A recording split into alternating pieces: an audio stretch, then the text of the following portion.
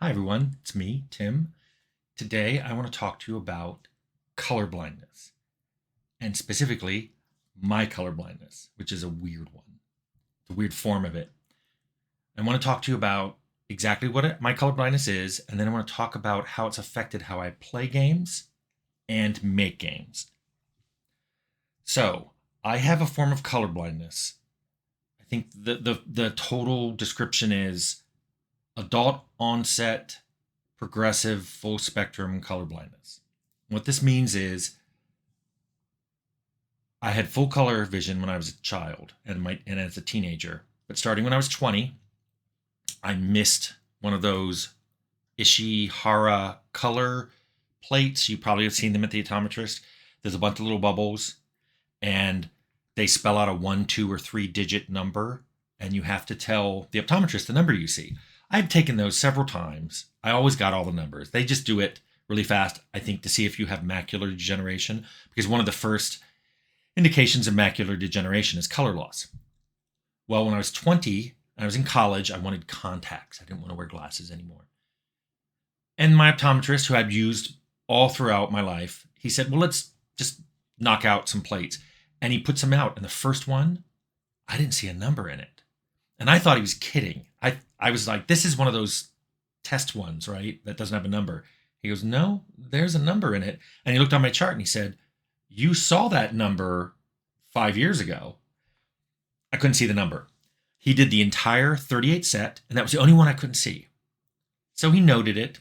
I got my contacts. A few years later, I moved out to California to go to grad school. After a year there, it's really dry. And I was like, I can't wear contacts here. So I got glasses again. Had a new optometrist. She gave me the test. I missed 3. I was like, wait a minute. And she was worried. She goes, oh, you have macular degeneration. She did all the other tests for it. No macular degeneration. But I was like, well, I used to see them, all of them. And 2 years ago, I missed one. So she said, let's keep an eye on it. I don't think I went back the next year. I think it was 2 years later. I missed 5. I'm like, this isn't good. By this time, I was 24. The next year, I bailed on grad school and went to Interplay. And that was the first time I really had a problem. Interplay was making a new game called Out of This World. And for copy protection, they used a color wheel. The way it worked was a symbol appeared on the screen. You had to rotate an inner wheel to that symbol and then pick the symbol that was on the outer wheel from a selection it provided. Most of the symbols were pastel colored, and that's important. Pastel, they made it pastel because a black and white copier wouldn't help you at all. And a lot of color copiers in the 90s really didn't reproduce pastels correctly. So they figured people couldn't make photocopies of this for their friends. But I was losing pastel. Pastels were the colors I was losing first. So I got a copy of it, and I wanted to play it, and I tried 3 times to get by copy protection, and I failed every time. So I ran downstairs and told the executive producer, we can't ship the game with this copy protection. Colorblind people like me can't do it. And he thought I was lying, which is funny because one time I had laryngitis and one of the producers thought I was lying. He said, I think you just don't want to talk. I was like, have you met me? Anyway, I convinced him I couldn't see it. I think they still shipped with it. Sorry, colorblind people.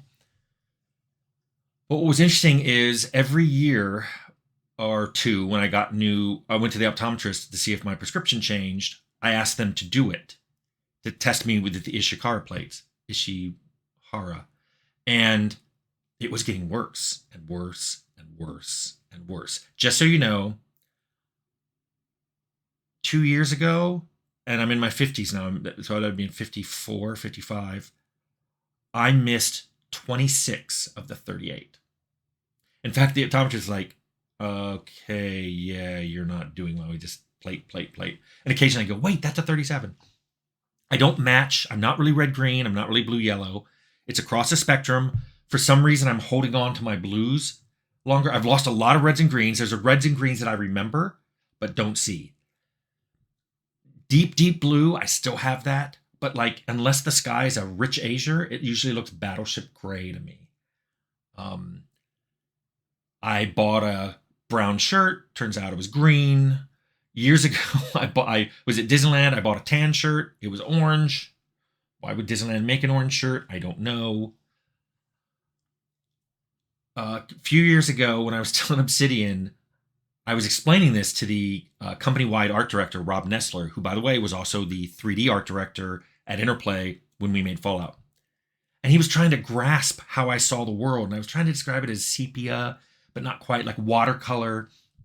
So what I did was I took a picture of, and I'm going to show it to you guys. I took a picture of some fruit arranged in apparently a spectrum.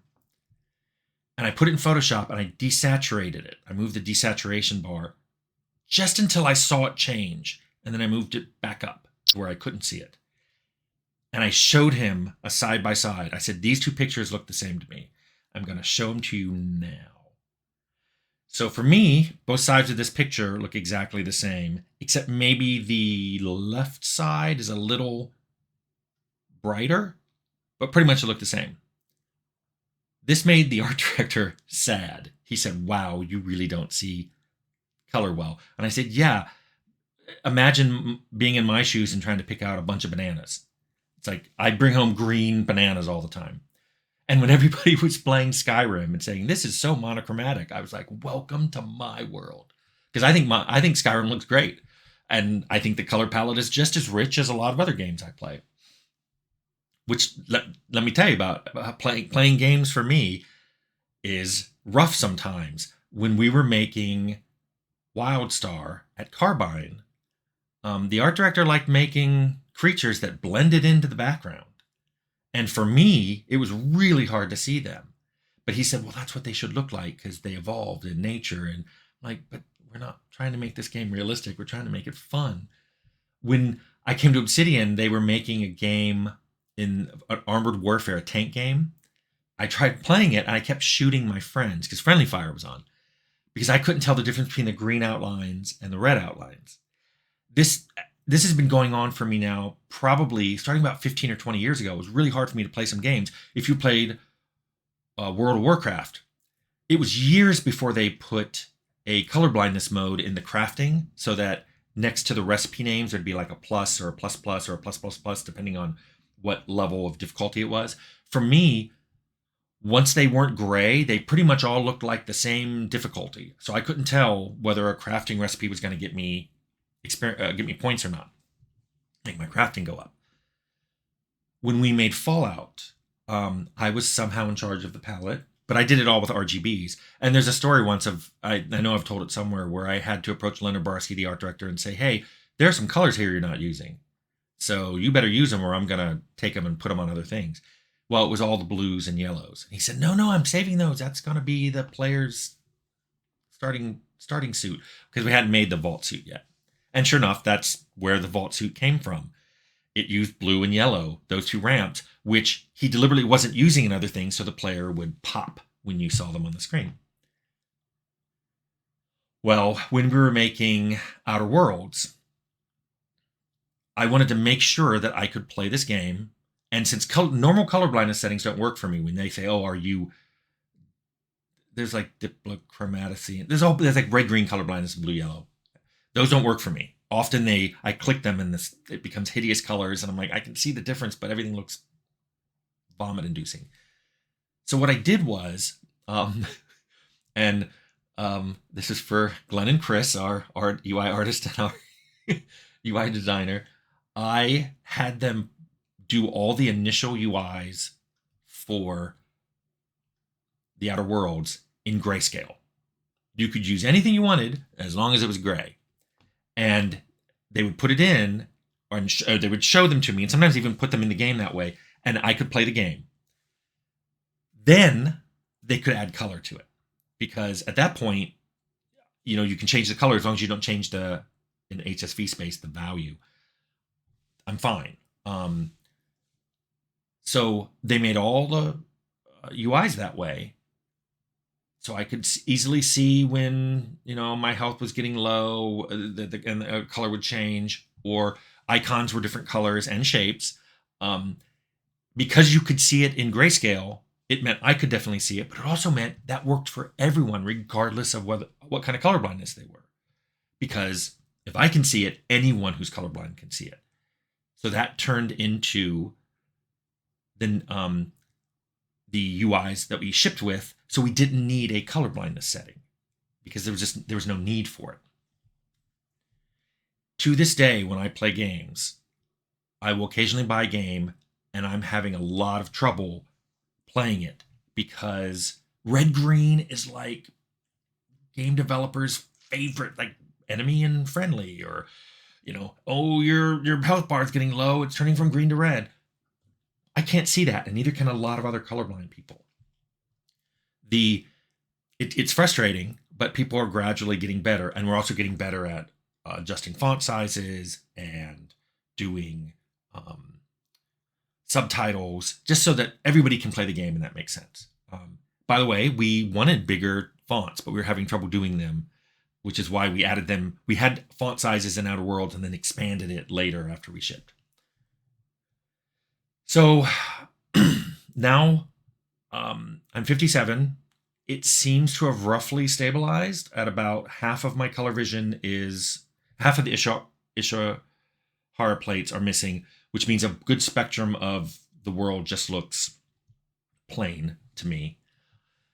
Interestingly, my brothers and sisters have all developed the same color blindness, although they did it much later than 20. We're not sure why I developed it so early. One optometrist I had theorized it's because I use computers a lot, and that makes people color desaturate. It's why if you use a brightly colored monitor and you look away, sometimes things look desaturated.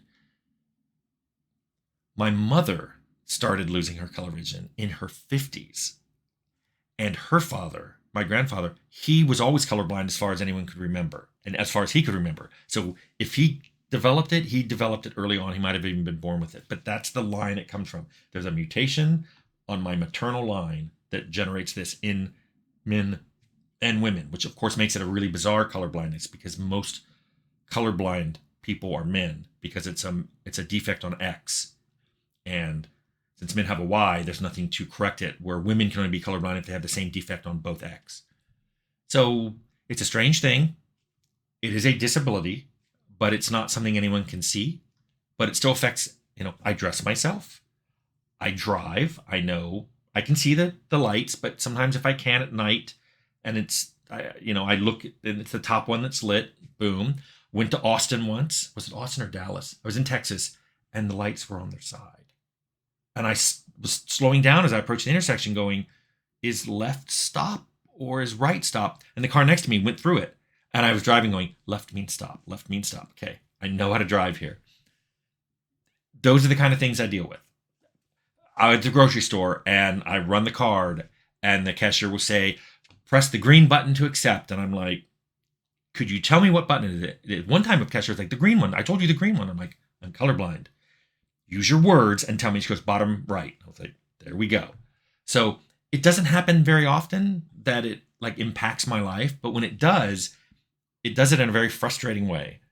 And so I've been trying to make all of my games in a way that I don't want any colorblind people or anybody who has vision or hearing problems to have any kind of impact on how they see this, they experience the game.